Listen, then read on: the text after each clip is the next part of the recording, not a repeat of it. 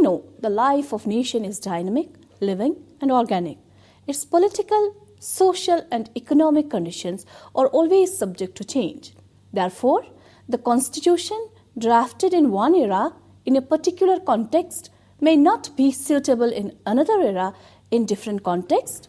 The constitutional law, being the fundamental law of land, has to keep pace with the changing times. It has to adapt to the changing needs, changing philosophy and changing life of the people.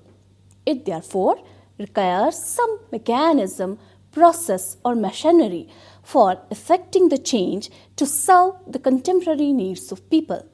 Such a mechanism is known as amendment.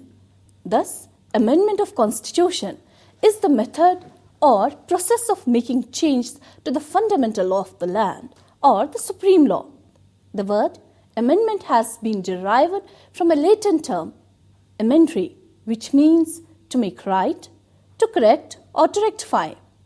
In Black's Law Dictionary, the word amendment has been defined as the formal revision or addition proposed or made to a statute, constitution or other instrument, a change made by addition, deletion or correction, especially an alteration of wordings. We can also say that amendment is a process to mold or alter the provisions of the Constitution. Practically, every Constitution has some method of formal constitutional amendment. Amendment consists of changing the language of a constitutional provision so to adapt it to the changing context of social, political and economic needs. For the successful operation of Constitution, flexibility is one of the essential conditions. However, undue flexibility can be a source of constitutional instability. Particularly for a federal constitution, rigidity can be a means for securing constitutional stability and a guarantee against the misuse of amending power by the person who holds the political power at a particular time. The makers of the Constitution of India were fully aware of these facts. As such, while providing for a written constitution, they also provided for a method of amendment of the Constitution, a method which was both rigid as well as flexible. Pandit Jawaharlal Nehru rightly observed, while we want this constitution to be as solid and permanent as we can make it, there is no permanence in the constitution.